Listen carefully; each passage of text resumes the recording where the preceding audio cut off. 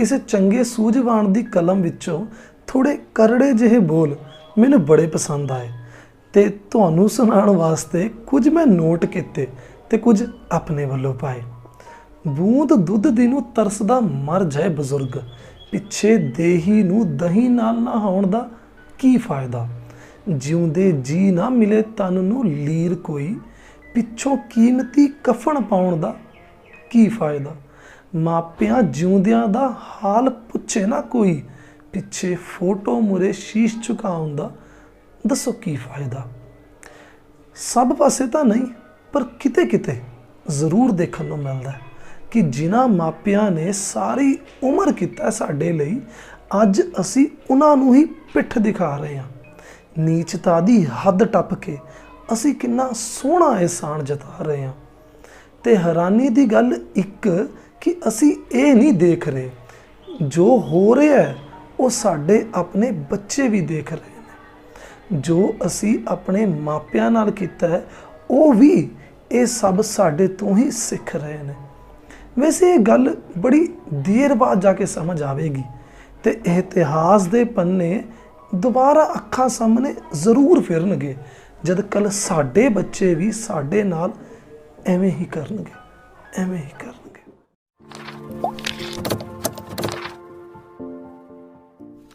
ਸਤਿ ਸ਼੍ਰੀ ਅਕਾਲ ਜੀ, ਮੇਰਾ ਨਾਮ ਹੈ ਜਸਪ੍ਰੀਤ ਸਿੰਘ ਅਤੇ ਤੁਸੀਂ ਦੇਖ ਰਹੇ ਹੋ ਸਿੰਘ ਸੰਸ concept classes 2.0। Class 12th accountancy Punjabi ਦੇ ਵਿੱਚ ਆਪਾਂ ਕੰਟੀਨਿਊ ਕਰ ਰਹੇ ਹਾਂ। ਇੱਕ ਚੈਪਟਰ ਹੋ ਚੁੱਕਿਆ, 8 ਵੀਡੀਓਜ਼ ਬਣ ਚੁੱਕੀਆਂ ਨੇ। ਹੁਣ ਆਈ ਥਿੰਕ 9ਵੀਂ ਵੀਡੀਓ ਹੋਏਗੀ ਇਸ ਹਿਸਾਬ ਨਾਲ। ਅਤੇ ਚੈਪਟਰ ਨੰਬਰ 2 ਸਟਾਰਟ ਕਰਨ ਲੱਗੇ ਹਾਂ, ਫੰਡਾਮੈਂਟਲਸ ਆਫ ਪਾਰਟਨਰਸ਼ਿਪ ਫਰਮ। ਬਹੁਤ ਹੀ ਇੰਪੋਰਟੈਂਟ ਚੈਪਟਰ ਹੈ ਕਿਉਂਕਿ ਬੇਸਿਕ ਗੱਲਾਂ ਨੇ ਇਹ 'ਚ ਪਾਰਟਨਰਸ਼ਿਪ ਦੀਆਂ, ਅਤੇ ਅੱਗੇ ਆਪਾਂ ਨੂੰ 4-5 ਚੈਪਟਰ ਮਿਲਣੇ ਨੇ ਪਾਰਟਨਰਸ਼ਿਪ ਦੇ ਹੀ ਮਿਲਣਗੇ। ਉਹ ਤਾਂ ਸਮਝ ਆਉਣਗੇ ਜੇ ਇਹਨੂੰ ਚੱਜ ਨਾਲ ਸਮਝਾਂਗੇ।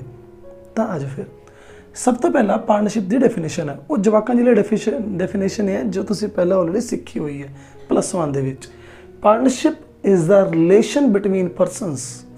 ਇੱਕ ਰਿਸ਼ਤੇਦਾਰੀ ਜੀ ਹੁੰਦੀ ਹੈ, ਰਿਲੇਸ਼ਨ ਹੁੰਦਾ ਲੋਕਾਂ ਦੇ ਵਿੱਚ। ਕਿਹੜੇ ਲੋਕ ਨੇ ਉਹ? ਹੂ ਐਗਰੀਡ ਟੂ ਸ਼ੇਅਰ, ਜਿਹੜੇ ਐਗਰੀ ਕਰਕੇ ਬੈਠੇ ਨੇ, ਜਿਨ੍ਹਾਂ ਵਿੱਚ ਐਗਰੀਮੈਂਟ ਆਲਰੇਡੀ ਹੈਗਾ ਕਿ ਉਹ ਸ਼ੇਅਰ ਕਰਨਗੇ ਪ੍ਰੋਫਿਟਸ ਐਜ਼ ਵੈਲ ਐਜ਼ ਲੋਸਿਸ ਵੀ ਕਹਿ ਲਓ ਆਫ ਅ ਬਿਜ਼ਨਸ ਦਾ, ਜਿਹੜਾ ਕਿ ਕੈਰੀਡ ਔਨ, ਜਿਹੜਾ ਕਿ ਚਲਾਇਆ ਜਾਏਗਾ ਬਾਏ ਆਲ, ਚਾਹੇ ਸਾਰੇ ਮਿਲ ਕੇ ਚਲਾਉਣ, ਔਰ ਐਨੀ ਆਫ ਦੈਮ, ਚਾਹੇ ਉਹਨਾਂ 'ਚੋਂ 1-2 ਬੰਦੇ ਘਰੇ ਬਹਿ ਜਾਣ, ਬਾਕੀ ਜਦ ਕੰਮ ਕਰਨ, ਉਹ ਉਹਨਾਂ ਦੀ ਇੱਛਾ ਹੈ। ਪਿਛਲੇ ਸਾਲ ਆਪਾਂ ਸਲੀਪਿੰਗ ਪਾਰਟਨਰ ਬਾਰੇ ਵੀ ਪੜ੍ਹਿਆ। Active partner, sleeping partner. Active partner ਜਿਹੜੇ ਕੰਮ ਕਰ ਰਹੇ ਹੁੰਦੇ ਨੇ, ਸਲੀਪਿੰਗ ਪਾਰਟਨਰ ਜਿਹੜੇ ਸਿਰਫ ਪੈਸਾ ਲਾ ਕੇ ਬੈਠੇ ਹੁੰਦੇ ਨੇ, ਕਹਿੰਦੇ ਨੇ ਚਾਹੇ ਮੈਨੂੰ ਪ੍ਰੋਫਿਟ ਘੱਟ ਦੇ ਦਿਓ ਪਰ ਮੈਂ ਪਾਰਟਨਰਸ਼ਿਪ ਦਾ ਹਿੱਸਾ ਬਣਨਾ ਅਤੇ ਕੰਮ ਕਰਨ ਵਾਸਤੇ ਟਾਈਮ ਮੇਰੇ ਕੋਲ ਹੈ ਨਹੀਂਗਾ, ਪਰ ਅਸੀਂ ਪੈਸਾ ਜ਼ਰੂਰ ਦੇ ਸਕਦੇ ਹਾਂ। ਅਤੇ ਸਿੰਪਲ ਜੀ ਗੱਲ ਇਹੀ ਹੈ ਕਿ ਚਾਹੇ ਕੰਮ ਉਹ ਸਾਰੇ ਕਰਨ, ਚਾਹੇ ਉਹ 'ਚੋਂ ਇੱਕ ਕੰਮ ਕਰੇ, ਚਾਹੇ 2 ਕੰਮ ਕਰਨ। ਠੀਕ ਹੈ ਜੀ, ਇਹ ਬਸ ਇੰਨੀ ਕੁ ਡੈਫੀਨੇਸ਼ਨ ਹੈ। ਇਹ ਡੈਫੀਨੇਸ਼ਨ ਹੈਗੀ ਹੈ ਪਾਰਟਨਰਸ਼ਿਪ ਐਕਟ 1932 ਦੀ ਸੈਕਸ਼ਨ 4 ਦੀ। ਅਗਲੀ ਗੱਲ ਛੋਟੀ ਛੋਟੀ ਗੱਲਾਂ ਨੇ, ਕੋਈ ਜ਼ਿਆਦਾ ਟੈਨਸ਼ਨ ਵਾਲੀ ਗੱਲ ਨਹੀਂ। 3 ਟਰਮਸ ਆਉਣਗੀਆਂ ਪਿਆਰੀਆਂ। ਪਾਰਟਨਰਸ਼ਿਪ ਦੇ ਵਿੱਚ ਪਾਰਟਨਰਸ ਕੀ ਨੇ? ਉਹ ਬੰਦੇ, ਉਹ ਪਰਸਨਸ ਜਿਹੜੇ ਪਾਰਟਨਰਸ਼ਿਪ 'ਚ ਇਨਵੋਲਵ ਨੇ। ਫਰਮ ਕਿਆ ਹੈ? ਕੋਲੈਕਟਿਵਲੀ ਉਹਨਾਂ ਬੰਦਿਆਂ ਨੂੰ ਆਪਾਂ ਕਹਿ ਦਿੰਦੇ ਹਾਂ ਕਿ ਫਰਮ ਹੈ, ਗਰੁੱਪ ਨੂੰ ਉਹਨਾਂ ਦੇ। ਫਰਮ ਦਾ ਨਾਮ, ਫਰਮਸ ਨੇਮ, ਜਿਹੜਾ ਉਹਨਾਂ ਦਾ ਬਿਜ਼ਨਸ ਆਰਗੇਨਾਈਜੇਸ਼ਨ ਦਾ ਨੇਮ ਹੋਏਗਾ। ਕੁਛ ਮਰਜ਼ੀ ਨਾਮ ਰੱਖ ਸਕਦੇ ਨੇ, ਠੀਕ ਹੈ, ਜਿਵੇਂ ਮੈਂ ਰੱਖਿਆ ਸੀ ਸਿੰਘ ਸੰਸ ਕੰਸੈਪਟ ਕਲਾਸਿਸ। ਚਲੋ, ਨੇਚਰ ਆਫ ਪਾਰਟਨਰਸ਼ਿਪ ਫਰਮ। ਹਾਂ, ਇੱਕ ਇੱਥੇ ਪਿਆਰੀ ਜੀ ਗੱਲ ਆਏਗੀ, ਮਾੜਾ ਜਿਹਾ ਧਿਆਨ ਨਾਲ ਸਮਝਣਾ। ਨੋਰਮਲੀ ਕਿਆ ਹੈ, ਅਕਾਊਂਟਿੰਗ ਪੁਆਇੰਟ ਆਫ ਵਿਊ, ਪਹਿਲਾਂ ਮੈਂ ਇਸ ਦੀ ਗੱਲ ਕਰਦਾ, ਇਹਦੀ ਗੱਲ ਬਾਅਦ 'ਚ ਕਰਾਂਗੇ, ਲੀਗਲ ਦੀ ਗੱਲ ਕੀ ਹੈ। ਅਕਾਊਂਟਿੰਗ ਪਹਿਲਾਂ ਤੁਹਾਨੂੰ ਸਮਝ ਆ ਜਾਏਗੀ। ਪਿਛਲੇ ਸਾਲ ਸੋਲ ਪ੍ਰੋਪਰਾਈਟਰਸ਼ਿਪ ਜਦੋਂ ਪੜ੍ਹ ਰਹੇ ਸੀ ਤੁਸੀਂ, ਤਾਂ ਉਹਦੇ ਵਿੱਚ ਅਕਾਊਂਟਿੰਗ ਪ੍ਰਿੰਸੀਪਲਸ ਕੰਸੈਪਟਸ ਵਾਲੇ ਇੱਕ ਟੌਪਿਕ ਆਇਆ ਸੀਗਾ। ਉਹਦੇ ਵਿੱਚ ਸੀਗਾ ਇੱਕ ਬਿਜ਼ਨਸ ਐਂਟੀਟੀ ਪ੍ਰਿੰਸੀਪਲ। ਉਹ ਕਿਆ ਸਿਖਾਉਂਦਾ ਕਿ ਜਿਹੜਾ ਬਿਜ਼ਨਸ ਹੈ ਉਹ ਆਪਣੇ ਓਨਰ ਤੋਂ ਇੱਕ ਡਿਫਰੈਂਟ ਐਂਟੀਟੀ ਮੰਨੀ ਜਾਂਦੀ ਹੈ, ਕਿ ਓਨਰ ਦਾ ਹਿਸਾਬ ਕਿਤਾਬ, ਮਾਲਕ ਦਾ ਹਿਸਾਬ ਕਿਤਾਬ ਅਲੱਗ, ਬਿਜ਼ਨਸ ਦਾ ਹਿਸਾਬ ਕਿਤਾਬ ਅਲੱਗ।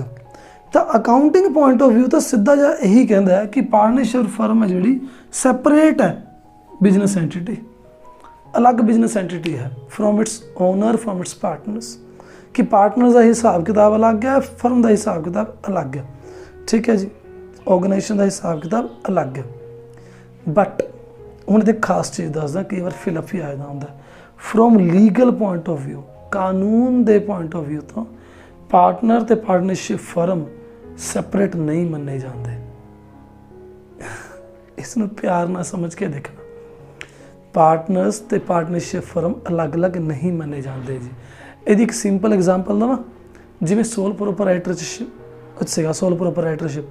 ਜਿਵੇਂ ਇੱਕ ਇਕੱਲਾ ਦੁਕਾਨਦਾਰ ਹੈ ਬੰਦਾ, ਅਗਰ ਕੱਲ੍ਹ ਨੂੰ ਉਹਦੀ ਦੁਕਾਨ ਦੇ ਉੱਪਰ ਕਰਜ਼ਾ ਚੜ੍ਹ ਗਿਆ, ਉਹਦੇ ਬਿਜ਼ਨਸ 'ਚ ਪੈ ਗਏ ਘਾਟੇ ਤੇ ਕਰਜ਼ਾ ਚੜ੍ਹ ਗਿਆ, ਤਾਂ ਉਹਨੂੰ ਚੁਕਾਉਣਾ ਪਊਗਾ ਬੰਦੇ ਨੂੰ, ਜਿਹੜਾ ਮਾਲਕ ਹੈ ਇਸ ਟਾਈਮ।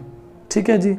ਕੱਲ੍ਹ ਨੂੰ ਦੁਕਾਨ ਦੇ ਵਿੱਚ ਕੋਈ ਘਪਲੇਬਾਜ਼ੀ, ਕੋਈ ਇਹੋ ਜਿਹੀ ਲਗਾ ਲਓ ਸਮਾਨ ਐਸਾ ਗਲਤ ਦਿੱਤਾ ਗਿਆ ਜਿਹਦੇ ਨਾਲ ਕਿਸੇ ਨੂੰ ਕੋਈ ਨੁਕਸਾਨ ਪਹੁੰਚਿਆ, ਤੇ ਉਸ ਬੰਦੇ ਨੇ ਦੁਕਾਨ ਦੇ ਖਿਲਾਫ ਕੇਸ ਕੀਤਾ, ਉਹਦੇ ਬਿਜ਼ਨਸ 'ਤੇ ਕੇਸ ਕਰਤਾ, ਤੇ ਇਹਦੀ ਸਾਰੀ ਭਰਪਾਈ ਉਸ ਬੰਦੇ ਨੂੰ ਚਾਹੇ ਪਰਸਨਲੀ ਕਰਨੀ ਪਏ, ਪਰ ਉਹ ਬੰਦਾ ਹੀ ਕਨਵਿਕਟਡ ਮੰਨਿਆ ਜਾਊਗਾ ਜਿਹੜਾ ਉਹ ਦੁਕਾਨ ਨੂੰ ਸੰਭਾਲ ਰਿਹਾ ਸੀ। ਪਾਰਟਨਰਸ਼ਿਪ ਤੇ ਪਾਰਟਨਰਸ਼ਿਪ ਫਰਮ, ਪਾਰਟਨਰਸ ਤੇ ਪਾਰਟਨਰਸ਼ਿਪ ਫਰਮ, ਕੁਛ ਹੱਦ ਤੱਕ ਇਹੀ ਗੱਲ ਆ ਜਾਂਦੀ ਹੈ ਕਿ ਅਗਰ ਪਾਰਟਨਰਸ਼ਿਪ ਫਰਮ ਦੇ ਵਿੱਚ ਕੋਈ ਘਪਲਾ ਹੋ ਰਿਹਾ ਹੈ, ਕੋਈ ਗੜਬੜ ਹੋ ਰਹੀ ਹੈ, ਕੋਈ ਇਲੀਗਲ ਐਕਟੀਵਿਟੀ ਹੋ ਰਹੀ ਹੈ, ਤਾਂ ਸਣੇ ਪਾਰਟਨਰਸ ਸਭ ਚੱਕੇ ਜਾਣਗੇ। ਮਤਲਬ ਮਾਲਕਾਂ ਤੇ ਵੀ ਕੋਰਟ ਕੇਸ ਹੋ ਜਾਏਗਾ ਜੀ ਕਿ ਤੁਹਾਡੀ ਹੈ। ਹੁਣ ਤੁਸੀਂ ਕਹੋਗੇ ਵੀ ਇਹ ਕਿਹੜੀ ਖਾਸ ਗੱਲ ਹੈ, ਇਹ ਤਾਂ ਨੋਰਮਲ ਜੀ ਗੱਲ ਹੈ। ਅਗਰ ਮੈਂ ਕੋਈ ਕੰਮ ਕਰ ਰਿਹਾ ਤੇ ਓਬਵੀਅਸ, ਅਗਰ ਉੱਥੇ ਕੋਈ ਕੰਮ 'ਚ ਕੋਈ ਗੜਬੜ ਹੋ ਰਹੀ ਹੈ, ਕੋਈ ਇਲੀਗਲ ਐਕਟੀਵਿਟੀ ਹੋ ਰਹੀ ਹੈ, ਤਾਂ ਮੈਂ ਰਿਸਪੌਂਸੀਬਲ ਹੋਊਂਗਾ, ਬਿਲਕੁਲ ਠੀਕ ਹੈ। ਬਟ ਕੰਪਨੀਜ਼ ਦੇ ਕੇਸ ਵਿੱਚ ਬੜੀ ਇਹ ਚੀਜ਼ ਸਪੈਸ਼ਲ ਹੈ। ਕੀ ਸਪੈਸ਼ਲ ਹੈ? ਅਗਰ ਕੰਪਨੀ ਦੇ ਵਿੱਚ ਕੋਈ ਇਲੀਗਲ ਐਕਟੀਵਿਟੀ ਹੁੰਦੀ ਹੈ, ਤਾਂ ਜਿਹੜੇ ਸ਼ੇਅਰ ਹੋਲਡਰਸ ਹੁੰਦੇ ਨੇ, ਮਾਲਕ ਅਸਲੀ ਉਹੀ ਹੁੰਦੇ ਨੇ, ਉਹ ਬਚ ਜਾਂਦੇ ਨੇ, ਉਹਨਾਂ ਦਾ ਕਸੂਰ ਨਹੀਂ ਮੰਨਿਆ ਜਾਂਦਾ। ਉਸ ਟਾਈਮ ਫੜੇ ਜਾਂਦੇ ਨੇ ਮੈਨੇਜਰਸ, ਬੋਰਡ ਆਫ ਡਾਇਰੈਕਟਰਸ ਵਗੈਰਾ, ਜਿਹੜੇ ਕੰਮ ਸੰਭਾਲ ਰਹੇ ਸੀ। ਤਾਂ ਹੀ ਇੱਥੇ ਬਸ ਇੱਕ ਸਪੈਸ਼ਲ ਗੱਲ ਆ ਜਾਂਦੀ ਹੈ। ਮੈਂ ਇੱਥੇ ਟਾਈਮ ਥੋੜ੍ਹਾ ਜ਼ਿਆਦਾ ਲੈ ਲਿਆ, ਪਰ ਗੱਲ ਸਮਝਣ ਵਾਲੀ ਸੀ ਇਹ ਕਿ ਲੀਗਲ ਕਾਨੂੰਨ ਕੀ ਕਹਿੰਦਾ ਕਿ ਪਾਰਟਨਰ ਤੇ ਪਾਰਟਨਰਸ਼ਿਪ ਫਰਮ ਇੱਕੋ ਹੀ ਹੈ। ਠੀਕ ਹੈ ਜੀ, ਉਹ ਸੈਪਰੇਟ ਨਹੀਂ ਮੰਨਦਾ। ਬਟ ਅਕਾਊਂਟਿੰਗ ਆਪਾਂ ਸੈਪਰੇਟ ਮੰਨ ਕੇ ਚੱਲਦੇ ਹਾਂ, ਕਿਉਂਕਿ ਆਪਾਂ ਹਿਸਾਬ ਕਿਤਾਬ ਦੋਹਾਂ ਦਾ ਅਲੱਗ-ਅਲੱਗ ਰੱਖਣਾ ਹੁੰਦਾ। ਅੱਗੇ ਆਪਾਂ ਗੱਲ ਕਰਨ ਲੱਗੇ ਹਾਂ features of partnership firm. Features, ਖਾਸ ਗੱਲਾਂ, ਵਿਸ਼ੇਸ਼ਤਾਵਾਂ। ਪਹਿਲੀ ਤਾਂ ਇਹੀ ਹੈ, ਤੁਹਾਨੂੰ ਪਤਾ ਹੋਏਗਾ, ਦੋ ਜਾਂ ਦੋ ਤੋਂ ਜ਼ਿਆਦਾ ਬੰਦੇ, ਘੱਟੋ ਘੱਟ ਦੋ, ਤੇ ਮੈਕਸਿਮਮ ਦੀ ਲਿਮਿਟ ਹੈਗੀ ਹੈ। ਮੈਕਸਿਮਮ ਪਰਸਨਸ ਦੀ, ਮੈਕਸਿਮਮ ਪਾਰਟਨਰਸ ਦੀ ਲਿਮਿਟ ਹੈਗੀ ਹੈ। ਤੇ ਲਿਮਿਟਾਂ ਮੈਂ ਤੁਹਾਨੂੰ ਦੋ ਦਿਖਾ ਦਿੰਦਾ। ਸੈਕਸ਼ਨ 464 ਕੰਪਨੀਜ਼ ਐਕਟ 2013, 2013 ਦੇ ਵਿੱਚ ਕੰਪਨੀਜ਼ ਐਕਟ ਦੇ ਵਿੱਚ ਲਿਮਿਟ ਰੱਖੀ ਸੀਗੀ 100 ਦੀ, ਕਿ ਵੱਧ ਤੋਂ ਵੱਧ 100 ਮੈਂਬਰ ਹੋਣੇ ਚਾਹੀਦੇ ਨੇ। ਬਾਅਦ ਵਿੱਚ ਇਸ ਨੂੰ ਚੇਂਜ ਕੀਤਾ ਗਿਆ, ਰੂਲ 10 ਕੰਪਨੀਜ਼ ਰੂਲ 2014 ਦੇ ਵਿੱਚ ਨੈਕਸਟ ਈਅਰ 50 ਦੀ ਲਿਮਿਟ ਹੈ, 50। ਹੁਣ ਇੱਕ ਮਿੰਟ, ਜੇ ਤੁਹਾਨੂੰ ਪੇਪਰ 'ਚ ਆ ਗਿਆ ਕਿ ਮੈਕਸਿਮਮ ਨੰਬਰ ਆਫ ਪਾਰਟਨਰਸ ਕਿੰਨੇ, ਤੁਸੀਂ ਕਿਹੜਾ ਲਿਖ ਕੇ ਆਓਗੇ? ਓਬਵੀਅਸ ਹੈ, ਲੇਟੈਸਟ, ਜਿਹੜਾ ਤਾਜ਼ਾ ਹੈ, ਜਿਹੜਾ ਲੇਟੈਸਟ ਹੈ, ਉਹਨੂੰ ਲਿਖਾਂਗੇ ਆਪਾਂ, ਪੁਰਾਣੇ ਵਾਲਾ ਤਾਂ ਕਿਉਂ ਲਿਖਾਂਗੇ? ਠੀਕ ਹੈ ਜੀ। ਤਾਂ ਤੁਸੀਂ 50 ਮੰਨ ਕੇ ਚੱਲਣਾ। ਮੈਂ ਦੋਨੇ ਤਾਂ ਦੱਸਦੇ ਕਿ ਬੱਚੇ ਹੁੰਦੇ ਨੇ ਕਨਫਿਊਜ਼ ਕਈ ਵਾਰੀ, ਕਈ ਬੁੱਕਸ ਦੇ ਵਿੱਚ 100 ਲਿਖਿਆ, ਕਈ ਵਾਰ ਇੰਟਰਨੈਟ 'ਤੇ ਫਿਰ 100 ਲਿਖਿਆ ਆ ਜਾਂਦਾ, ਕਿਸੇ ਪਾਸੇ ਸਾਈਡ 'ਤੇ 50 ਲਿਖਿਆ ਆ ਜਾਂਦਾ, ਅਤੇ ਬੱਚੇ ਵਿਚਾਰੇ ਬੋਂਦਲੇ ਫਿਰਦੇ ਨੇ ਵੀ ਆਹ ਕੀ ਹੋ ਜਾਂਦਾ, ਦੋਨੋਂ ਦੋ ਕਿਉਂ ਆ ਰਹੇ ਨੇ। ਅਗਲੀ ਗੱਲ, ਐਗਰੀਮੈਂਟ ਹੋਏਗਾ। ਠੀਕ ਹੈ ਜੀ, ਉਹਨਾਂ ਵਿੱਚ ਕੋਈ ਨਾ ਕੋਈ ਆਪਸ 'ਚ ਜਿਹੜਾ ਆਪਾਂ ਕਹੀਏ ਵੀ ਕੰਟਰੈਕਟ ਹੋਏਗਾ। ਉਹ ਜਿਹੜਾ ਐਗਰੀਮੈਂਟ ਹੋਏਗਾ, ਓਰਲ ਵੀ ਹੋ ਸਕਦਾ, ਰਿਟਨ ਵੀ ਹੋ ਸਕਦਾ। ਠੀਕ ਹੈ ਜੀ, ਓਰਲ ਵੀ ਅਤੇ ਰਿਟਨ ਵੀ, ਚਾਹੇ ਬੋਲ ਕੇ ਬਸ ਐਵੇਂ ਵੀ ਆਪ ਚਲੋ ਕੰਮ ਸਟਾਰਟ ਕਰੀਏ ਇਕੱਠੇ, ਆਪਾਂ ਪਹਿਲੀ ਹਿਸਾਬ ਕਿਤਾਬ ਗੱਲਾਂ ਮਤਲਬ ਰੱਖ ਲੈਂਦੇ ਹਾਂ, ਤੂੰ ਇੰਨੇ ਪੈਸੇ ਪਾਏਂਗਾ, ਮੈਂ ਇੰਨੇ ਪੈਸੇ ਪਾਊਂਗਾ। ਠੀਕ ਹੈ ਜੀ। ਹੋਰ ਕਿਆ ਹੋ ਸਕਦਾ, ਤੇਰਾ ਹਿੱਸਾ ਇੰਨਾ ਪ੍ਰੋਫਿਟ 'ਚੋਂ, ਮੇਰਾ ਹਿੱਸਾ ਇੰਨਾ ਪ੍ਰੋਫਿਟ 'ਚੋਂ। ਕੰਮ ਤੂੰ ਜ਼ਿਆਦਾ ਕਰੇਂਗਾ, ਚੱਲ ਤੂੰ ਸੈਲਰੀ ਵੀ ਲੈ ਲਈ, ਪਰ ਮੈਂ ਮਾਰਕੀਟ 'ਚੋਂ ਬੰਦੇ ਲੈ ਕੇ ਆਊਂਗਾ, ਕਸਟਮਰ ਲੈ ਕੇ ਆਊਂਗਾ, ਮੈਂ ਕਮਿਸ਼ਨ ਲਊਂਗਾ। ਐਵੇਂ ਆਪਸ 'ਚ ਬਹੁਤ ਸਾਰੀ ਗੱਲਾਂ ਹੋ ਸਕਦੀਆਂ ਨੇ। ਠੀਕ ਹੈ, ਆਪਾਂ ਆਹ ਕੰਮ ਕਰਾਂਗੇ, ਜੋ ਵੀ ਹੈ ਉਹ ਸਾਰਾ ਐਗਰੀਮੈਂਟ 'ਚ ਲਿਖਾਂਗੇ ਜੀ, ਜਾਂ ਗੱਲ ਕਰ ਲਾਂਗੇ। ਐਗਰੀਮੈਂਟ ਦੋਨੋਂ ਹੀ ਤਰ੍ਹਾਂ ਦੇ ਠੀਕ ਨੇ, ਚਾਹੇ ਓਰਲ ਲੈ ਲਓ, ਚਾਹੇ ਰਿਟਨ ਲੈ ਲਓ। ਬਟ ਰਿਟਨ ਐਗਰੀਮੈਂਟ ਨਾਲ ਫਾਇਦਾ ਰਹਿੰਦਾ। ਸੋਚ ਕੇ ਦੇਖੋ ਕੀ ਫਾਇਦਾ ਹੋਏਗਾ। ਕੱਲ੍ਹ ਨੂੰ ਕੋਈ ਕਲੇਸ਼ ਨਹੀਂ ਪਏਗਾ ਜੀ, ਇਹ ਫਾਇਦਾ ਹੋਏਗਾ। ਕਿਉਂਕਿ ਜਦੋਂ ਆਪਾਂ ਗੱਲਾਂ ਬੋਲ ਕੇ ਸਾਰ ਲੈਂਦੇ ਹਾਂ ਤਾਂ ਕਈ ਵਾਰ ਭੁੱਲ ਵੀ ਜਾਂਦੇ ਹਾਂ, ਉਹ ਫਿਰ ਬਾਅਦ ਵਿੱਚ ਦਿੱਕਤ ਕ੍ਰੀਏਟ ਹੁੰਦੀ ਹੈ ਉਹਦੇ ਨਾਲ। ਤਾਂ ਚੰਗਾ ਇਹ ਰਹਿੰਦਾ ਕਿ ਰਿਟਨ ਐਗਰੀਮੈਂਟ ਕਰੋ, ਫਿਰ ਉਹਦੇ ਨਾਲ ਅਗਰ ਬਾਅਦ 'ਚ ਕੋਈ ਪ੍ਰੋਬਲਮ ਆਉਂਦੀ ਵੀ ਹੈ ਤਾਂ ਆਪਾਂ ਘੱਟੋ ਘੱਟ ਕਹਿਣ ਜੋਗੇ ਹੁੰਦੇ ਹਾਂ, ਦੇਖੋ ਆਪਾਂ ਲਿਖਿਆ ਹੋਇਆ ਚੀਜ਼, ਤਾਂ ਰਿਟਨ ਚੀਜ਼ ਦਾ ਪ੍ਰੂਫ ਹੋ ਜਾਂਦਾ ਇੱਕ ਤਰੀਕੇ ਨਾਲ। ਤੇ ਰਿਟਨ ਐਗਰੀਮੈਂਟ ਨੂੰ ਇੱਕ ਪਿਆਰਾ ਜਿਹਾ ਵਰਡ ਹੈ, ਯਾਦ ਰੱਖਿਓ, ਬਹੁਤ ਘੁੰਮੂਗਾ ਇਹ ਆਪਣੇ ਪਾਰਟਨਰਸ਼ਿਪ ਦੇ ਵਿੱਚ। ਪਾਰਟਨਰਸ਼ਿਪ ਡੀਡ ਬੋਲਦੇ ਆ, ਡੀਡ, ਠੀਕ ਹੈ ਜੀ। ਰਿਟਨ ਐਗਰੀਮੈਂਟ ਨੂੰ ਪਾਰਟਨਰਸ਼ਿਪ ਡੀਡ ਕਹਿ ਦਿੰਦੇ ਆ। ਇੰਨੀ ਗੱਲ ਓਕੇ ਆ। ਇੱਕ ਚੀਜ਼ ਹੋਰ ਦੱਸ ਦੇਵਾਂ, ਇੱਕ ਕੰਟਰੈਕਟ ਐਕਟ ਸੀਗਾ 1800 ਸਮਥਿੰਗ ਦਾ, ਬਹੁਤ ਪੁਰਾਣਾ ਕੰਟਰੈਕਟ ਐਕਟ ਹੈ। ਉਹਦੇ ਵਿੱਚ ਇੱਕ ਚੀਜ਼ ਲਿਖੀ ਵੀ ਸੀਗੀ ਕਿ ਕਿਹੜੇ ਬੰਦਿਆਂ ਨਾਲ ਤੁਸੀਂ ਕੰਟਰੈਕਟ ਨਹੀਂ ਕਰ ਸਕਦੇ, ਮਤਲਬ ਤੁਸੀਂ ਕਿਹੜੇ ਬੰਦਿਆਂ ਨਾਲ ਅਗਰ ਕੰਟਰੈਕਟ ਕਰਦੇ ਹੋ ਜਾਂ ਐਗਰੀਮੈਂਟ ਕਰਦੇ ਹੋ ਉਹ ਵੋਇਡ ਮੰਨਿਆ ਜਾਏਗਾ, ਉਹਨੂੰ ਕਾਨੂੰਨ ਮਾਨਤਾ ਦਿੰਦਾ ਹੀ ਨਹੀਂ ਹੈਗਾ।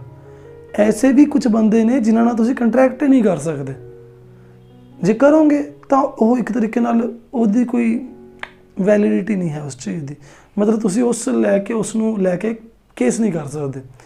ਐਸੇ ਬੰਦੇ ਮੈਂ ਦਿਖਾਨਾ ਜਿਨ੍ਹਾਂ ਦੀ ਐਕਸੈਪਸ਼ਨ ਹੈ। ਤੇ ਜਿਹੜੇ, ਮੇਰੀ ਗੱਲ ਸੁਣੋ ਧਿਆਨ ਨਾਲ, ਜਿਹੜੇ ਇਹ ਬੰਦੇ ਨੇ ਜਿਨ੍ਹਾਂ ਨਾਲ ਕੰਟਰੈਕਟ ਨਹੀਂ ਕਰ ਸਕਦੇ ਉਹਨਾਂ ਨੂੰ ਅਪਰੋਕਸੀਮੇਟਲੀ ਦਾ ਪਾਰਟਨਰਸ਼ਿਪ ਵੀ ਨਹੀਂ, ਮਤਲਬ ਉਹਨਾਂ ਨਾਲ ਪਾਰਟਨਰਸ਼ਿਪ ਵੀ ਨਹੀਂ ਹੋ ਸਕਦੀ। ਕੁਐਸਚਨ ਇਹ ਛੋਟਾ ਆ ਜਾਂਦਾ ਹੁੰਦਾ ਕਈ ਵਾਰੀ, ਇਹ ਬੰਦੇ ਕੌਣ ਨੇ? ਮਾਈਨਰ ਹੋਵੇ, ਕੋਈ ਜਵਾਕ ਹੋਵੇ 18 ਤੋਂ ਘੱਟ ਵਾਲਾ, ਉਹਨੂੰ ਤੁਸੀਂ ਪਾਰਟਨਰਸ਼ਿਪ ਐਕਟ ਦੇ ਅਕੋਰਡਿੰਗ ਨਹੀਂ ਪਾਰਟਨਰ ਨਹੀਂ ਬਣਾ ਸਕਦੇ, ਕੰਟਰੈਕਟ ਐਕਟ 'ਚ ਨਹੀਂ ਲੈ ਕੇ ਆ ਸਕਦੇ। ਦੂਸਰਾ ਸੀ ਕੋਈ ਆਪਣਾ ਅਨਸਾਊਂਡ ਮਾਈਂਡ ਵਾਲਾ ਬੰਦਾ ਹੋਵੇ। ਅਨਸਾਊਂਡ ਮਾਈਂਡ ਮਤਲਬ ਕਿ ਬੰਦਾ ਹੀ ਡਾਕਟਰਸ ਵੱਲੋਂ ਡਿਕਲੇਅਰ ਹੈ ਕਿ ਬੰਦਾ ਥੋੜ੍ਹੀ ਜਿਹੀ ਦਿਮਾਗੀ ਹਾਲਤ ਠੀਕ ਨਹੀਂ ਹੈ, ਤਾਂ ਐਸੇ ਬੰਦੇ ਨਾਲ ਵੀ ਕੰਟਰੈਕਟ ਨਹੀਂ। ਤੀਸਰੇ ਇੱਕ ਹੋਰ ਹੈਗਾ ਪਰਸਨ ਡਿਸਕੁਆਲੀਫਾਈਡ ਬਾय ਲੋ। अगर कोई पर्सन कानून नहीं कहता ये बंदा सही नहीं है, वो पर्सन कानून की नज़रों डिसकुआलीफाई है, तो ऐसे बंदे नाल भी तुसी कोई कंट्रैक्ट नहीं कर सकते। तो ये 3 बंदे ऐसे ने जिन्हां नाल पार्टनरशिप नहीं होएगी तुहाडी, भी ये तुहाडे पार्टनर्स नहीं हो सकते। एक क्वेश्चन कई बार 1 मार्क्स पूछ लिया जाता है। अगे देखो, लॉफुल बिजनेस होवे, बिजनेस एक्टिविटी लॉफुल होवे, मतलब कि ਕਾਨੂੰਨ ਵਾਲੀ, ਕੋਈ ਇਲੀਗਲ ਐਕਟੀਵਿਟੀ ਵਾਲੀ ਗੱਲਬਾਤ ਨਾ ਹੋਏ, ਤੇ ਕੋਈ ਨਾ ਕੋਈ ਬਿਜ਼ਨਸ ਜ਼ਰੂਰ ਹੋਏ। ਆਪਾਂ ਦੇਖੋ ਕੋਈ ਸੇਵਾ ਕਰਨ ਵਾਸਤੇ, ਕੋਈ ਦਾਨ ਪੁੰਨ ਕਰਨ ਵਾਸਤੇ ਅਗਰ ਇਕੱਠੇ ਹੋਏ ਆ ਤਾਂ ਤੁਸੀਂ ਉਸ ਨੂੰ ਪਾਰਟਨਰਸ਼ਿਪ ਬਿਲਕੁਲ ਨਹੀਂ ਕਹੋਗੇ, ਸਮਝ ਗਏ ਨਾ। 10 ਬੰਦੇ ਮਿਲ ਕੇ ਅਗਰ ਛਬੀਲ ਲਾਉਂਦੇ ਨੇ ਤਾਂ ਉਹ ਚਲੋ ਸੇਵਾ ਕਰ ਰਹੇ ਨੇ, ਚਲੋ ਹਰ ਸਾਲ ਲਾਉਂਦੇ ਨੇ, ਚਲੋ ਹਰ ਮਹੀਨੇ ਲਾਉਂਦੇ ਨੇ, ਸੇਵਾ ਹੀ ਮੰਨੀ ਜਾਊਗੀ, ਬਿਜ਼ਨਸ ਨਹੀਂ ਆ ਉਹ ਪਾਰਟਨਰਸ਼ਿਪ ਨਹੀਂ ਹੈ। ਪਾਰਟਨਰਸ਼ਿਪ ਉਦੋਂ ਹੈ ਜਦੋਂ ਕੋਈ ਬਿਜ਼ਨਸ ਹੈ ਜੀ। ਅਗਲਾ ਪੁਆਇੰਟ ਆਪਣੇ ਕੋਲ ਆ ਜਾਂਦਾ ਜੀ ਸ਼ੇਅਰਿੰਗ ਆਫ ਪ੍ਰੋਫਿਟ ਦਾ। ਚੌਥਾ ਪੁਆਇੰਟ ਹੈ ਜਿਹੜਾ ਪ੍ਰੋਫਿਟ ਸ਼ੇਅਰਿੰਗ ਦਾ ਮਤਲਬ ਕਿਆ ਹਿਸਾਬ ਕਿਤਾਬ ਹੈ ਕਿ ਕੁਛ ਨਾ ਕੁਛ ਤਾਂ ਪ੍ਰੋਫਿਟ ਬਣਨਾ ਹੈਗਾ ਹੀ ਹੈ। ਇਹ ਕਦੇ ਨਹੀਂ ਹੋਏਗਾ ਕਿ ਆਪਣੇ ਕੋਲ ਕੋਈ ਐਸਾ ਪਾਰਟਨਰ ਹੈ ਜਿਹਦਾ ਹਿੱਸਾ ਹੀ ਨਹੀਂ ਹੈਗਾ ਪ੍ਰੋਫਿਟ 'ਚ, ਚਾਹੇ ਉਹ ਕੰਮ ਘੱਟ ਤੋਂ ਘੱਟ ਕਰ ਰਿਹਾ, ਚਾਹੇ ਪੈਸਾ ਉਹਨੇ ਘੱਟ ਤੋਂ ਘੱਟ ਲਗਾਇਆ, ਕੁਛ ਤਾਂ ਦਿਓ, ਕੁਛ ਤਾਂ ਦਿਓਗੇ, ਠੀਕ ਹੈ ਨਾ। ਇੱਕ ਖਾਸ ਗੱਲ ਮੈਂ ਦੱਸਦਾ, ਪ੍ਰੋਫਿਟ ਵੀ ਵੰਡਿਆ ਜਾਏਗਾ, ਲੋਸ ਵੀ ਵੰਡਿਆ ਜਾਏਗਾ, ਬਟ ਇੱਕ ਕੰਡੀਸ਼ਨ ਐਸੀ ਵੀ ਹੈਗੀ ਹੈ ਕਿ ਆਪਾਂ ਇਹ ਕੰਡੀਸ਼ਨ ਰੱਖ ਸਕਦੇ ਹਾਂ ਕਿ ਕੋਈ ਇੱਕ ਪਰਟੀਕੂਲਰ ਪਾਰਟਨਰ ਨੂੰ ਸਿਰਫ ਤੇ ਸਿਰਫ ਪ੍ਰੋਫਿਟ ਹੀ ਦੇਵਾਂਗੇ, ਉਹਨੂੰ ਲੋਸ ਦੇਵਾਂਗੇ ਹੀ ਨਹੀਂ। ਉਹਨੂੰ ਗਰੰਟੀ ਦੇ ਕੇ ਬੁਲਾਇਆ, ਇਹ ਕਹਿ ਕੇ ਬੁਲਾਇਆ ਕਿ ਭਾਈ ਤੈਨੂੰ ਪ੍ਰੋਫਿਟ ਦੇਵਾਂਗੇ ਚਾਹੇ ਸਾਨੂੰ ਨੁਕਸਾਨ ਹੋ ਜਾਵੇ। ਇਹ ਵੀ ਇੱਕ ਟੌਪਿਕ ਆਉਂਦਾ ਅੱਗੇ, ਤੁਹਾਨੂੰ ਇਸ ਚੈਪਟਰ 'ਚ ਦੇਖਣ ਨੂੰ ਮਿਲੇਗਾ ਡਿਟੇਲ ਦੇ ਵਿੱਚ। ਬਟ ਫਿਲਹਾਲ ਮੈਂ ਜਸਟ ਇੰਨੀ ਗੱਲ ਦੱਸ ਰਿਹਾ ਕਿ ਐਸਾ ਨਹੀਂ ਹੈ ਕਿ ਆਪਾਂ ਪ੍ਰੋਫਿਟ ਤੇ ਲੋਸ ਹਮੇਸ਼ਾ ਡਿਸਟਰੀਬਿਊਟ ਕਰਾਂਗੇ, ਹਮੇਸ਼ਾ ਹੀ ਅਗਲੇ ਨੂੰ ਲੋਸ ਦੇਵਾਂਗੇ ਜੇ ਲੋਸ ਹੋ ਗਿਆ। ਗਰੰਟੀ ਦਿੱਤੀ ਜਾ ਸਕਦੀ ਹੈ ਕਿ ਭਾਈ ਤੈਨੂੰ ਪ੍ਰੋਫਿਟ ਹੀ ਮਿਲੇਗਾ ਹਮੇਸ਼ਾ, ਇਹ ਵੀ ਹੈ ਇੱਕ ਸੀਨ। ਅੱਗੇ ਆਉਂਦੀ ਹੈ ਗੱਲ ਮਿਊਚੁਅਲ ਏਜੰਸੀ ਦੀ। ਇਹਦੇ ਨਾਲ ਰਿਲੇਟਡ ਵੀ ਛੋਟਾ ਕੁਐਸਚਨ ਬਣ ਜਾਂਦਾ ਹੁੰਦਾ, ਬੜਾ ਇੰਪੋਰਟੈਂਟ ਹੈ। ਮਿਊਚੁਅਲ ਏਜੰਸੀ ਦਾ ਮਤਲਬ ਹੈ ਕਿ ਉਹ ਸਾਰੇ ਜਿਹੜੇ ਪਾਰਟਨਰਸ ਨੇ ਪਾਰਟਨਰਸ਼ਿਪ ਫਰਮ ਵਾਸਤੇ ਇੱਕ ਏਜੰਟਸ ਨੇ, ਇੱਕ ਤਰੀਕੇ ਨਾਲ ਓਨਰਸ ਨੇ, as well as they are agents also.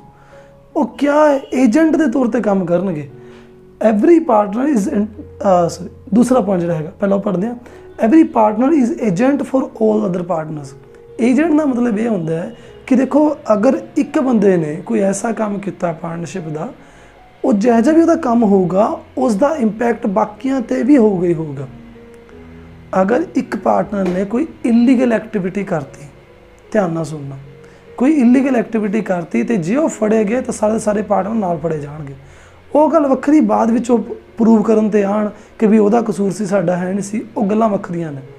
But one partner is bound to the act of all other partners. As well as a same ਇੱਕ ਪਾਰਟਨਰ ਦੇਖੋ ਬਾਕੀ ਸਾਰੇ ਪਾਰਟਨਰਸ ਦੇ ਜਿਹੜਾ ਕੰਮ ਕਾਜ ਕਰ ਰਹੇ ਨੇ ਉਹਦੇ ਉਹਨਾਂ ਦੇ ਐਕਟ ਨਾਲ ਬਾਉਂਡ ਹੈ ਉਹ, ਠੀਕ ਹੈ, ਉਸ ਦਾ ਇੰਪੈਕਟ ਉਸ ਇੱਕ ਪਾਰਟਨਰ 'ਤੇ ਪਏਗਾ। ਸਿਮਿਲਰਲੀ ਅਗਰ ਇੱਕ ਬੰਦਾ ਕੋਈ ਐਸਾ ਕੰਮ ਕਰ ਰਿਹਾ ਉਹਦਾ ਇੰਪੈਕਟ ਬਾਕੀਆਂ 'ਤੇ ਵੀ ਪਏਗਾ। ਤੇ ਇੱਕ ਚੀਜ਼ ਆ ਵੀ ਇੰਪੋਰਟੈਂਟ ਆ ਜਾਂਦੀ ਹੈ ਕਿ ਹਰ partner is entitled to participate. ਹਰ ਪਾਰਟਨਰ ਦਾ ਹੱਕ ਹੈ ਕਿ ਉਹ ਪਾਰਟਿਸਿਪੇਟ ਕਰੇ, ਇਸ ਦਾ ਹੱਕ ਉਸ ਤੋਂ ਖੋਇਆ ਨਹੀਂ ਜਾ ਸਕਦਾ। ਅਗਲੀ ਹੈ ਲਾਇਬਿਲਿਟੀ। ਲਾਇਬਿਲਿਟੀ ਪਾਰਟਨਰਸ਼ਿਪ ਦੀ ਵੈਸੇ ਅਨਲਿਮਿਟਿਡ ਹੁੰਦੀ ਹੈ ਨੋਰਮਲੀ ਕਿਉਂਕਿ 2008 ਦੇ ਵਿੱਚ ਇੱਕ ਨਵਾਂ ਕੁਝ ਬਣਿਆ ਸੀਗਾ ਪਾਰਟਨਰਸ਼ਿਪ ਨੂੰ ਲੈ ਕੇ, ਲਿਮਿਟਿਡ ਲਾਇਬਿਲਿਟੀ ਪਾਰਟਨਰਸ਼ਿਪ ਐਕਟ 2008। ਉਹਦੇ ਵਿੱਚ ਸਪੈਸ਼ਲ ਇੱਕ ਆਇਆ ਸੀ ਕਿ ਪਾਰਟਨਰਸ਼ਿਪ ਤੁਸੀਂ ਖੋਲ ਸਕਦੇ ਹੋ ਲਿਮਿਟਿਡ ਲਾਇਬਿਲਿਟੀ ਵਾਲੀ। ਇਹ ਲਿਮਿਟਿਡ ਤੇ ਅਨਲਿਮਿਟਿਡ ਦਾ ਤੁਹਾਨੂੰ ਵੈਸੇ ਪਿਛਲੇ ਸਾਲ ਪਤਾ ਹੈ, ਆਈ ਥਿੰਕ ਪਤਾ ਹੋਏਗਾ। ਲਾਇਬਿਲਿਟੀ ਅਨਲਿਮਿਟਿਡ ਹੋਣ ਦਾ ਮਤਲਬ ਇਹ ਹੈ ਦੇਣਦਾਰੀਆਂ ਜਿਹੜੀਆਂ ਅਨਲਿਮਿਟਿਡ ਨੇ। ਮੰਨ ਕੇ ਚੱਲੋ ਪਾਰਟਨਰਸ਼ਿਪ ਚੱਲਦੀ ਪਈ ਹੈ ਪਰ ਬਾਅਦ 'ਚ ਅੱਗੇ ਜਾ ਕੇ ਘਾਟਾ ਪੈ ਗਿਆ, ਪਾਰਟਨਰਸ਼ਿਪ 'ਤੇ 5 ਲੱਖ ਦਾ ਕਰਜ਼ਾ ਚੜ੍ਹ ਗਿਆ ਅਤੇ ਪਾਰਟਨਰਸ਼ਿਪ ਫਰਮ ਕੋਲ, ਬਿਜ਼ਨਸ ਆਰਗੇਨਾਈਜੇਸ਼ਨ ਕੋਲ ਸਿਰਫ 3 ਲੱਖ ਦੇ ਐਸਟ ਨੇ। ਉਹਨਾਂ ਕੋਲ ਪੇ ਕਰਨ ਲਈ ਸਿਰਫ 3 ਲੱਖ ਰੁਪਏ ਹੈ, ਪਰ ਕਿੰਨਾ ਦੇਣਾ? 5 ਲੱਖ ਦੇਣਾ। ਤਾਂ 2 ਲੱਖ ਰੁਪਇਆ ਜਿਹੜਾ ਬਚ ਗਿਆ ਦੇਣ ਤੋਂ, ਉਹ ਪਾਰਟਨਰਸ਼ਿਪ ਜਿਹੜੇ ਪਾਰਟਨਰਸ ਨੇ ਨਾ ਪਾਰਟਨਰਸ਼ਿਪ ਦੇ ਵਿੱਚ, ਉਹ ਪੱਲਿਓਂ ਦੇਣਗੇ। ਉਹ ਆਪਣੇ ਪਰਸਨਲ ਐਸਟਸ ਤੋਂ, ਉਹ ਆਪਣੇ ਘਰੋਂ ਲੈ ਕੇ ਆਉਣਗੇ ਪੈਸੇ, ਇਹ ਸਮਝੋ। ਤਾਂ ਇੱਥੇ ਕਹਿੰਦੇ ਨੇ ਕਿ ਅਨਲਿਮਿਟਿਡ ਲਾਇਬਿਲਿਟੀ ਹੈ ਅਤੇ ਇਹਨੂੰ ਦੇਖ ਕੇ ਕਈ ਡਰਦੇ ਵੀ ਨੇ। ਇੱਕ ਬੜਾ ਵੱਡਾ ਰਿਸਕ ਹੈ, ਠੀਕ ਹੈ ਨਾ, ਵੀ ਜੇ ਘਾਟਾ ਪਿਆ ਤਾਂ ਪੱਲਿਓ ਚੁਕਾਉਣਾ ਪਊਗਾ। ਬਟ ਇੱਕ ਆਹ ਚੀਜ਼ ਬਣੀ ਸੀ ਕਿ ਲਿਮਿਟਿਡ ਲਾਇਬਿਲਿਟੀ ਪਾਰਟਨਰਸ਼ਿਪ ਵੀ ਸ਼ੁਰੂ ਕੀਤੀ ਜਾ ਸਕਦੀ ਹੈ, ਜਿਹਦੇ ਵਿੱਚ ਤੁਸੀਂ ਅਗਰ ਸਪੋਜ਼ ਕਰੋ 5 ਲੱਖ ਦਾ ਘਾਟਾ ਹੈ, ਠੀਕ ਹੈ, ਅਤੇ 3 ਲੱਖ ਤੁਹਾਡੇ ਕੋਲ ਦੇਣ ਵਾਸਤੇ ਨੇ, ਤਾਂ ਬਸ 3 ਹੀ ਦਿਓ, 2 ਦੀ ਚਿੰਤਾ ਨਾ ਕਰੋ ਜੀ। ਹੁਣ ਤੁਸੀਂ ਕਹੋਗੇ ਵੀ ਕਿੰਨੇ ਫਾਇਦੇ ਵਾਲੀ ਗੱਲ ਹੈ, ਇਹੋ ਜਿਹੀ ਵਾਲੀ ਪਾਰਟਨਰਸ਼ਿਪ ਹੋਣੀ ਚਾਹੀਦੀ ਹੈ ਨਾ। ਬਟ ਇਹਦੀਆਂ ਵੀ ਕੁਝ ਦਿੱਕਤਾਂ ਸੀਗੀਆਂ, ਕੁਝ ਖਾਸ ਗੱਲਾਂ ਸੀਗੀਆਂ। ਤੁਹਾਨੂੰ ਪੜ੍ਹ ਕੇ ਵੀ ਦੱਸ ਦੇਣਾ। ਵੈਸੇ ਤਾਂ ਇੱਕ ਤਾਂ ਸਭ ਤੋਂ ਪਹਿਲੀ ਗੱਲ ਇਹ ਕਿ ਇਸ ਦੇ ਵਿੱਚ ਗਵਰਨਮੈਂਟ ਦੀ ਥੋੜ੍ਹੀ ਜਿਹੀ ਇੰਟਰਫੇਰੈਂਸ ਹੈਗੀ ਹੈ। ਸਰਕਾਰ ਚਾਹੇ ਤਾਂ ਇਹਦੇ ਉੱਤੇ ਇਹਨੂੰ ਮਤਲਬ ਇਨਵੈਸਟੀਗੇਟ ਕਰ ਸਕਦੀ ਹੈ ਇਸ ਪਾਰਟਨਰਸ਼ਿਪ ਦੇ ਵਿੱਚ ਆ ਕੇ, ਵੀ ਇੱਥੇ ਕੀ ਕੰਮ ਕਾਜ ਹੋ ਰਿਹਾ, ਕਿਆ ਹੋ ਰਿਹਾ। ਲੋੜ ਪਵੇ ਤਾਂ ਉਹ ਇੱਕ ਇੰਸਪੈਕਟਰ ਵੀ ਉੱਥੇ ਮਤਲਬ ਅਪੁਆਇੰਟ ਕਰ ਸਕਦੀ ਹੈ, ਜਿਹੜਾ ਇੰਸਪੈਕਟ ਕਰੂਗਾ ਵੀ ਕੰਮ ਕਾਜ ਠੀਕ ਕਰ ਰਹੇ ਨੇ ਸਾਰੇ, ਕੁਛ ਇਲੀਗਲ ਤਾਂ ਨਹੀਂ ਹੋ ਰਿਹਾ। ਅਤੇ 1932 ਵਾਲਾ ਜਿਹੜਾ ਪਾਰਟਨਰਸ਼ਿਪ ਐਕਟ ਸੀਗਾ, ਓਬਵੀਅਸ ਜਿਹੜਾ ਤੁਹਾਨੂੰ ਮੈਂ ਪਿੱਛੇ ਦੱਸਿਆ, ਉਹ ਇਸ ਪਾਰਟਨਰਸ਼ਿਪ ਐਕਟ 'ਤੇ ਇਹ 'ਤੇ ਲਾਗੂ ਨਹੀਂ ਹੁੰਦਾ, ਕਿਉਂਕਿ ਉਹਦੇ ਰੂਲ ਅਤੇ ਇਹਦੇ ਰੂਲ 'ਚ ਫਰਕ ਹੈ ਬੜਾ। ਅਗਲੀ ਗੱਲ ਸੀਗੀ ਕਿ every limited liability partnership shell have at least ਦੋ ਪਾਰਟਨਰ ਉਹਦੇ ਕੋਲ ਹੋਣੇ ਚਾਹੀਦੇ ਨੇ, 2 partner, and shell also have at least 2 individuals as designated partners. ਜਿਹੜੇ ਡੈਜ਼ਿਗਨੇਟਿਡ ਪਾਰਟਨਰਸ ਹੋਣ, ਕੰਮ ਕਰਨ ਵਾਲੇ ਹੋਣ। ਅਤੇ ਇੱਕ ਚੀਜ਼ ਹੋਰ ਹੈ, ਅਤੇ ਉਹਨਾਂ ਦੋਹਾਂ 'ਚੋਂ ਇੱਕ ਬੰਦਾ ਨਾ ਇੰਡੀਆ ਦਾ ਹੋਵੇ, ਇਹ ਵੀ ਪੱਕੀ ਗੱਲ ਹੈ, ਉਹ ਬੰਦਾ ਇੱਕ ਇੰਡੀਆ ਦਾ ਹੋਣਾ ਚਾਹੀਦਾ। ਅਤੇ ਇਹ ਖਾਸ ਗੱਲ ਆ ਜਾਂਦੀ ਹੈ ਲੀਗਲ ਪੁਆਇੰਟ ਆਫ ਵਿਊ ਤੋਂ। ਤੁਸੀਂ ਸੁਣ ਕੇ ਹੈਰਾਨ ਹੋਵੋਗੇ, ਲੀਗਲ ਪੁਆਇੰਟ ਆਫ ਵਿਊ ਤੋਂ ਜਿਹੜੀ LLP ਹੈ ਆਹ ਵਾਲੀ, ਇਹ ਸੈਪਰੇਟ ਮੰਨੀ ਜਾਂਦੀ ਹੈ ਲੀਗਲ ਪੁਆਇੰਟ ਆਫ ਵਿਊ ਤੋਂ। ਪਿਛਲੇ ਆਪਾਂ ਕੀ ਪੜ੍ਹੇ ਸੀਗੇ ਕਿ actually normal partnership legal point of view ਤੋਂ ਅਲੱਗ-ਅਲੱਗ ਨਹੀਂ ਮੰਨੀ ਜਾਂਦੀ, ਉਹ ਇਕੱਠੇ ਹੀ ਦੇਖਦੇ ਨੇ ਪਾਰਟਨਰਸ ਅਤੇ ਪਾਰਟਨਰਸ਼ਿਪ ਫਰਮ ਨੂੰ। ਪਰ LLP ਦੇ ਵਿੱਚ ਕਿਆ ਹੈ ਕਿ ਅਲੱਗ ਮੰਨੀ ਜਾਂਦੀ ਹੈ ਲੀਗਲ ਪੁਆਇੰਟ ਆਫ ਵਿਊ ਤੋਂ, ਵੀ ਕੱਲ੍ਹ ਨੂੰ ਅਗਰ ਪਾਰਟਨਰਸ਼ਿਪ 'ਤੇ ਕੋਈ ਕੇਸ ਹੋਇਆ, ਕੋਈ ਕਲੇਸ਼ ਛਿੜਿਆ, ਕੋਈ ਕੋਰਟ ਦੇ ਵਿੱਚ ਘੜੀਸਣ ਵਾਲੀ ਗੱਲ ਹੋਈ, ਤਾਂ ਸਾਰੇ ਪਾਰਟਨਰ ਨਹੀਂ ਟੰਗੇ ਜਾਣਗੇ, ਪਾਰਟਨਰਸ ਦੀ ਬੱਚਤ ਹੋ ਜਾਏਗੀ ਥੋੜ੍ਹੀ ਜਿਹੀ। ਇਹ ਫਾਇਦੇ ਵਾਲੀ ਗੱਲ ਹੈ। ਹਾਂਜੀ, ਅਤੇ ਅੱਗੇ ਕੁਛ ਹੋਰ ਛੋਟੀ ਗੱਲਾਂ। ਪਾਰਟਨਰਸ਼ਿਪ ਡੀਡ ਕੁਝ ਬਹੁਤ ਖਾਸ ਚੀਜ਼ ਹੈ, ਤੁਹਾਨੂੰ ਥੋੜ੍ਹਾ ਜਿਹਾ ਦੱਸਿਆ ਸੀਗਾ।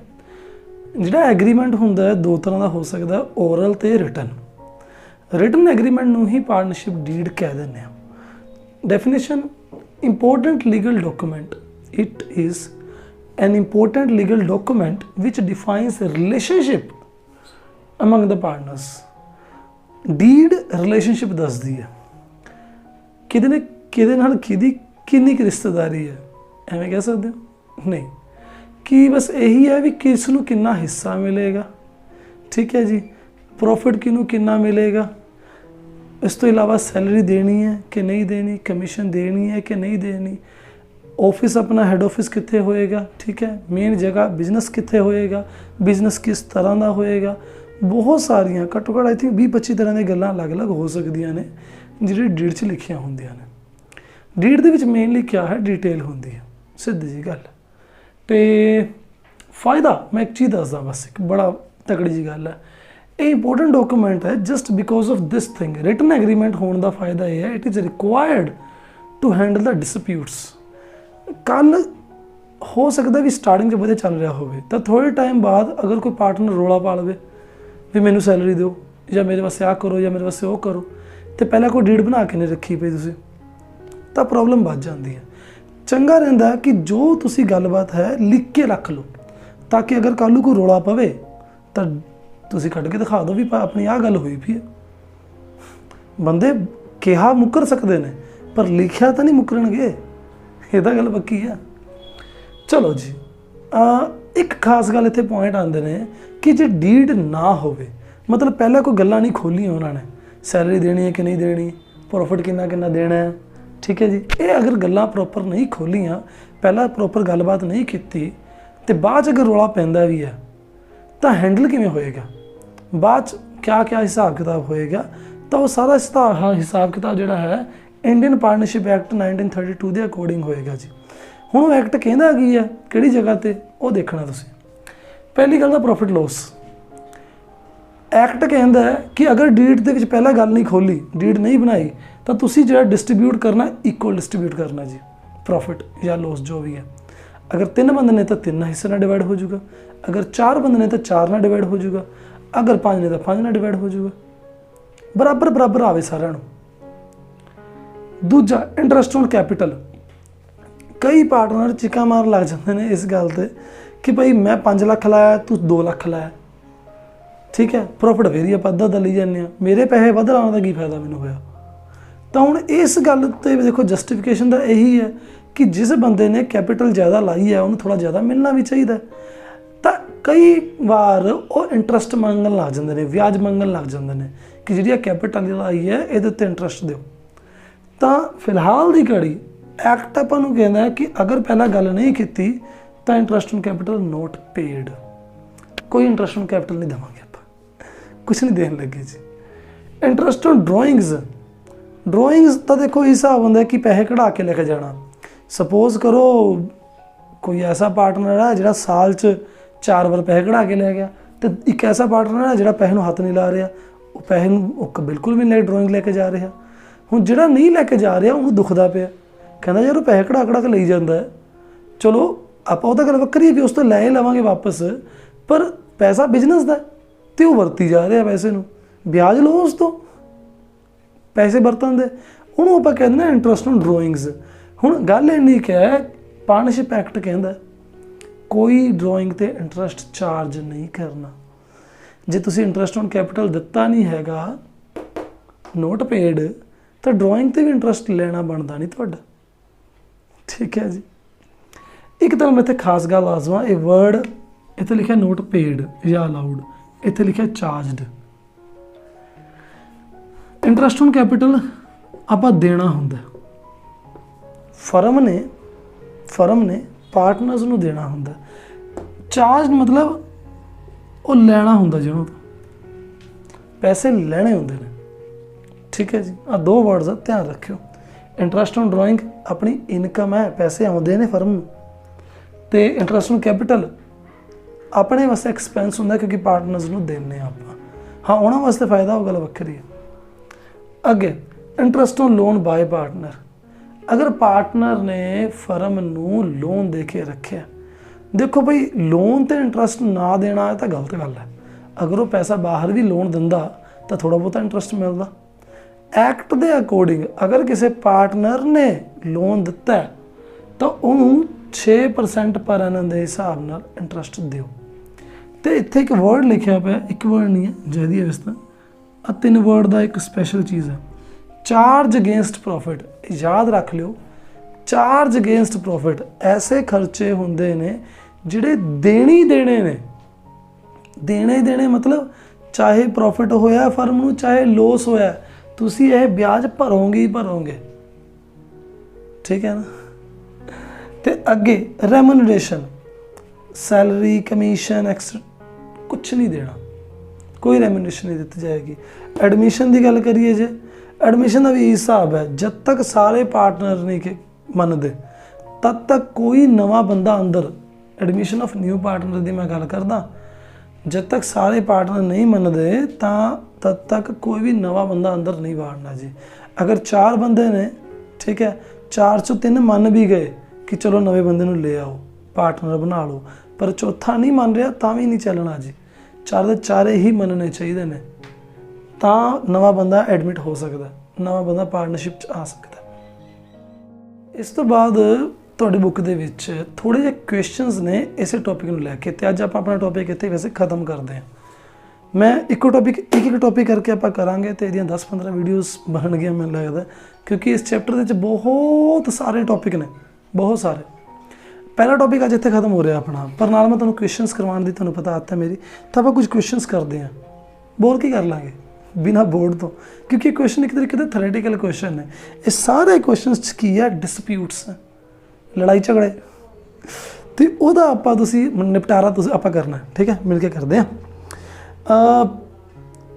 मैं क्वेश्चनस करावां या इलस्ट्रेशनस करावां? क्वेश्चन से कर लें। मेरे हाथ में हैगी जी TS गरेवाल की 2021 एडिशन, 2021 वाला एडिशन है। तो पहला क्वेश्चन तो मैं दसदा, देखो, in the absence of partnership deed what are the rules related to it. इन्होंने रूल पूछे ने, सैलरी पार्टनर नूं नहीं देनी, इंटरस्ट ऑन कैपिटल नहीं देना, इंटरस्ट ऑन लोन देना 6% per annum, division of profit, profit किवें वंडांगे, इक्वली वंडांगे जी, तो इंटरस्ट ऑन पार्टनर ड्राइंग जमी नहीं देना। लास्ट वाला पॉइंट से interest on loan to partner, अगर फर्म ने पार्टनर नूं लोन दे रखे तो उस पर भी कोई इंटरस्ट नहीं लेना। इत्थे क्वेश्चन है, सैकेंड क्वेश्चन है TS गरेवाल का, TS गरेवाल की बुक है 2021 का एडिशन, चैप्टर नंबर 2 का सैकेंड क्वेश्चन। महेश, रमेश, सुरेश तिने पार्टनर ने, कोई डीड नहीं हैगी। At the end of the year आपको प्रॉब्लम्स आईयां, बस आप प्रॉब्लम का हल करेंगे तो आप अपना काम खत्म। Mahesh want the interest on capital should be allowed, Ramesh तो सुरेश कहते नहीं, तुम दस दोगे नहीं देना जी। Ramesh want the partner should be allowed to draw salary, Ramesh कहता सैलरी दो, महेश तो सुरेश कहता एवें किवें, एवें किवें, पहले तो गल हुई नहीं, कहता तो कोई सैलरी नहीं देनी। महेश तो Ramesh want the Suresh should pay the interest on loan given to him by the firm but Suresh does not agree. देखो जी एक ये भी सीन हैगा अजीब जा, अगर लोन मतलब फर्म ने पार्टनर नूं दिता है, ठीक है, तो उस दे उत्ते भी कोई इंटरस्ट वैसे चार्ज करने वाली गल नहीं बनती। ओके, डी पार्ट इहदा हैगा, महेश ते रमेश कहंदे ने contributed large amount of capital, वो कैपिटल उन्होंने ज़्यादा दी सी, वो कहंदे सानू प्रॉफिट ज़्यादा दोगे, बराबर ही वंडिया जाऊगा। तो मुख्य दी गल है जिहे जे मर्जी कलेस आ जान। एक तुहानूं मैं होर भी दस दिना, एक होर भी एक क्वेश्चन सीगा बड़ा सोहना जिहा, जिहदे विच एक पार्टनर कहंदा सी मेरा मुंडा वधिया काम करदा, उहनूं ही पार्टनर बना लो। हुण बाकी बंदे मनदे नहीं पए, ठीक है जी, बाकी नहीं मन रहे भी वह मुंडा एज ए पार्टनर बने आके इत्थे, तो जब तक वो नहीं मनते नवा पार्टनर नहीं एडमिट हो सकता, चाहे आप दा मुंडा चाहे चाचे का मुंडा, सीधी जी गल है, ठीक है जी। ये जो आप टॉपिक किए ने इहदे नाल रिलेटेड क्वेश्चनस ने, डिस्प्यूट्स के 5-7 क्वेश्चन होंगे तुहाडी बुक दे विच, क्वेश्चनस जरूर ट्राई करना। तो अगर किसी क्वेश्चन च प्रॉब्लम आई तो मैंने नीचे जरूर कमेंट करके दसना। फिलहाल इस वीडियो में इन्ना कोई, मिलते हैं जी नैक्सट वीडियो। चंगा जी, सत श्री अकाल।